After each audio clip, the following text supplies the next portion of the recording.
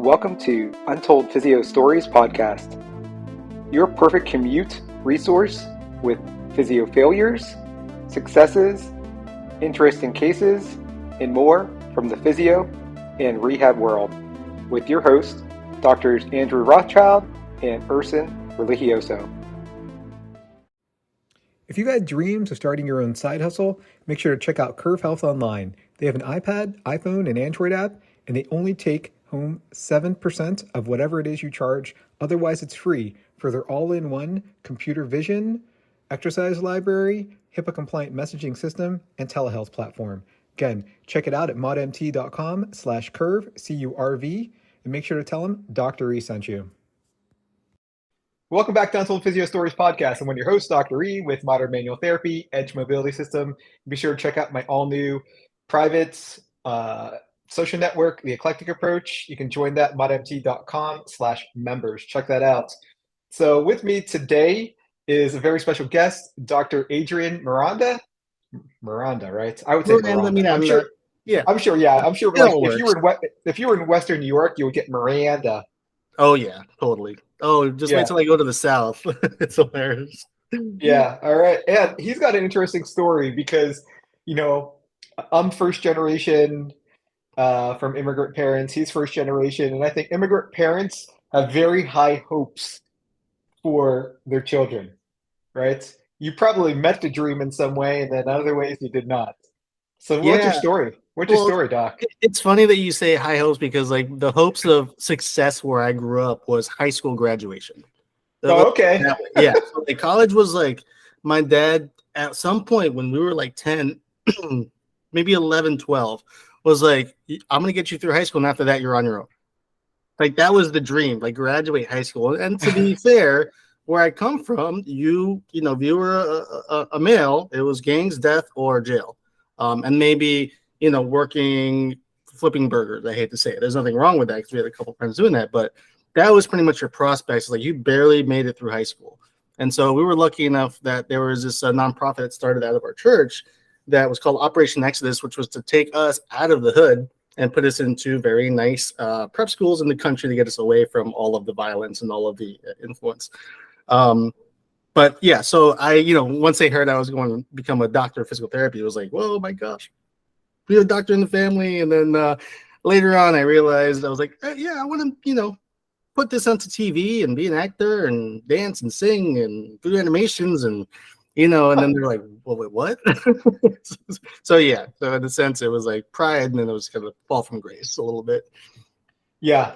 See, I know that, my parents, I got raised by two MDs and they always wanted me to be a doctor. And at the time, PT was not a doctorate, And they kept on asking me for the first couple years after graduation, like, oh, you want to be an MD? You want to be an MD? You want to be an MD? Even after I realized it was a PT. Then when I got my DPT, they kind of let it slide. Yeah, it's like, I got you. Yeah. It would not have been. It would not have went over well if I was like, oh yeah, now after doing this and finally get my doctorate, I'm gonna go into animation or go into. But you know what? I did anyway, right? Yeah. I love, I produce all my own stuff. Mm-hmm. I do all my audio video editing.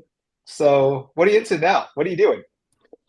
So right now, I actually practiced for 13 years, outpatient ortho. I taught at Toro College in the residency program and the post-professional DPT for 6 years. Then I left that. Really, my dream always was to pretty much put what we do in the clinic on television. So think of Scrubs. That was. I know. That's awesome. Like I've always wanted Scrubs, but PT. I think it could work so well, right? And so, I knew that was the goal. But then I said, all right, I want to be, because at the time Dr. House was blowing up and he was huge, and so I was like, I want to be like a really good PT. So I did a residency. I mentored with as many people who were more senior than me. I started a PhD program, which I'm all but dissertation, and I just kind of had to stop it. Then I just said, listen, about 5 years in, let me learn production. And don't get me wrong, I didn't stop learning PT stuff, but it kind of flipped. I started giving lectures and teaching conferences. But I knew I wanted to make what we do engaging in entertainment. So I decided to learn production about 5 years into my practice while still practicing. Got into theater, learned how to act pretty much. I had a dance background from college, and then learned pretty much everything about performing. But then I learned video production, and then I learned the business of film. Then I learned 3D animation. Then I learned 2D animation, which I hate, which I don't do, but I know about it. Then I learned data analytics because I was thinking, hey, what if I need to learn if my content works? Then I learned a little bit of front engineering. So I wanted to be a programmer to create apps, and I hated that. So I got so far and just dropped that. But ultimately, it was to create stories that taught people, that were engaging. And by engaging, I mean like funny. For me, it's usually comedy.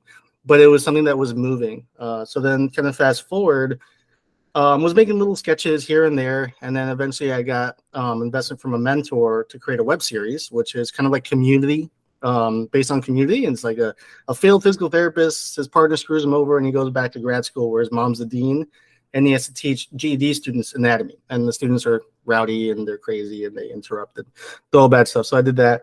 And then just started doing all sorts of content there after COVID, Did JD students learn anatomy normally? GED students? No, there's GED. I thought you said JD, like a Juris Doctor, like lawyers. So I was like, lawyers learn anatomy?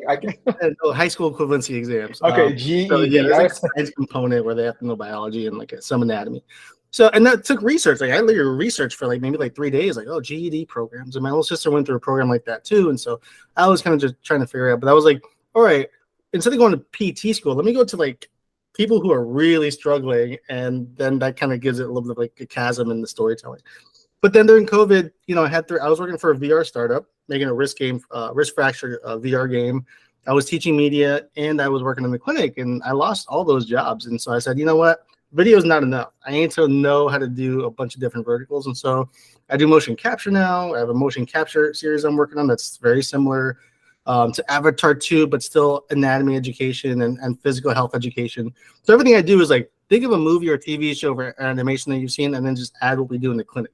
But I mix it into the storyline. I don't make it like a monologue, well, your shoulder moves like this. No. And that's what I was told to do for a long time. And I said, I could do that. But that wasn't where my passion lay. That wasn't what I was good at. There's videos I do. Hi, my name's Adrian, and I'm talking about your shoulder.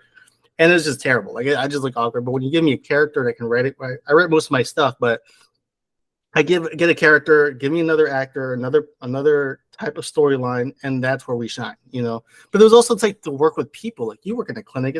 I kind of enjoy that, bouncing ideas off of your colleagues or your front desk, even about, hey, what should we do with this or that? And your colleague, I have a really difficult patient. Can you see them and let me know what you think?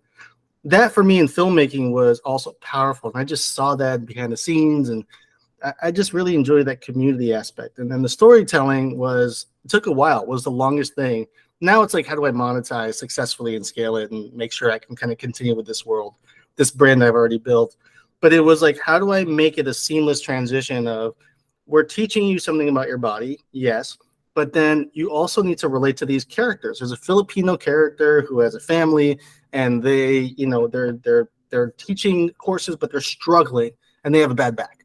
How do you combine that effortlessly? And it's they have a young child who always wants to play. They can't bend over.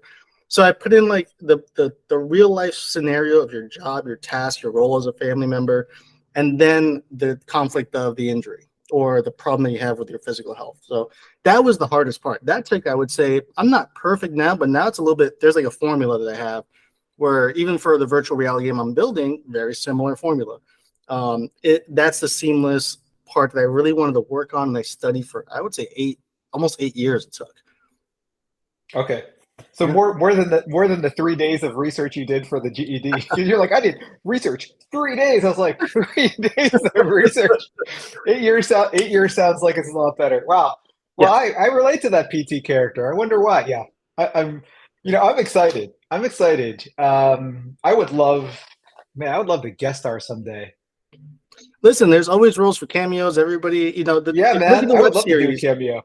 If you look at the web series, 2 funny stories. One is one of my buddies. She has 25 years of experience, maybe more now. She may be hitting 30. We met at a New York Physical Therapy Association conference doing minority affairs committee things, and I brought her on board at the time. I don't know. This was probably 2014 maybe. And so I already started making content, and she was I love what you're doing. Fast forward to 2021, I lost one of my actors. He got deported to Mexico. Not a true story. It was pretty sad. Did one episode, literally got deported within a month. once I released the episode. He was wonderful. He's a Shakespeare trained actor. He could relate to the story. And then, I hit her up. I was like, hey, listen, I'm looking. She's Colombian. So I was like, Haley, are you interested? You said you always wanted to support. Would you mind stepping in? She's like, I've never acted before, but sure. She came in. First episode, a little bit rough, right? But she still tried. By the fourth episode, it was like her son, who has 12-year-old kids are pretty brutal, was like, Mom, you did a good job. And so she was so proud. And then another one of the actors wasn't supposed to be an actor. She was a PT student who I just put a post up saying, hey, looking for a PT student to like learn content creation about physical therapy content. And I just need behind the scenes and some social media help. I'll pay you a little bit of money, right? And so she came in, she had her camera, and I took one look at her and I was like, oh my gosh, I want to get to know this person. So she was super sweet. She was awesome. And I was like, I know I asked you to do this thing, but would you try acting? And she killed it on screen. Like nobody can tell who's an actor. And I have SAG actors in it, and I have union actors, and I have like actors who've been in it for years who are not in any agency. And I have brand new PTs who've never acted in the content. So that's been something that's happened in the past where someone, and that's what I take pride in as well, is that people who don't have any knowledge about what we do in the clinic or anatomy or the human body come in as film like animator, illustrator, actor, camera, and they have to learn about the body, right? And so if it's a clinician that comes in who has no experience with this stuff, they come in and they kill it, right? And so there's always like opportunities for cameos, and I'm always like, I actually look for that. That's actually one of the things I look for. It's like, oh, you don't have experience in this? Whatever, we'll teach you. We'll figure it out. And it's hard. Wonderful. It's hard. I mean, like, even when I just try to shoot like a minute and a half reel, if I'm talking exactly about something I've talked about for years, like spine or whatever, yeah, it's easy. I just pump it right out. But if it's like anything new or someone wants me to promote their product or anything, man, you have to like 20 takes. 20 takes just to like even do an ad read, like, oh, when like, I do an ad read. Hello, everybody. Hey there, everybody. Hi, everybody. Hi, my name is. Oh man, my first bunch of videos. Do you know who Chris Mentars is? Of course, yeah. Right. Yeah. So I remember like watching his videos. He's like, hey, what he's like with the movement fix. Like he'd be so animated. I'd be like looking at my videos like, hey, it's Dr. Reed. I mean, you can tell I just had like when I started, I had like young babies. I wasn't getting any sleep. I'm like, hey, it's Dr. Reed at manualtherapist.com. Like, wow. So I at least try to be a little bit more animated now. Look right into the camera. And, yeah. All right. Hey, we're running out of time because I have a patient now, but I want to do a part 2 for sure because I know you have another story here. For sure. I'm happy to. Yeah. So where can people find you, Adrian? AdrianMiranda.com. So that's where you can find my stuff, a little bit of bio behind my background, and YouTube.com/Gross Anatomy is where you find most of my finished products. I'm mostly active on LinkedIn. LinkedIn /n/Adrian M PT. That's where you'll see all my work in progress. So usually with what I do with narrative healthcare entertainment, it takes a while. Just like when you hear about like Cobra Kai season 5 is coming out, but you have to wait like 6 months. It's because you're developing it, you're testing it, you're working on things, you're cleaning things up. Then I'm not very active on Instagram, but I do have an Instagram in case people want to message me or people reach out to me through that medium. Is Gross Anatomy Studios. IG, Instagram at Gross Anatomy Studios. All right, awesome. Hey, it was awesome to finally meet you.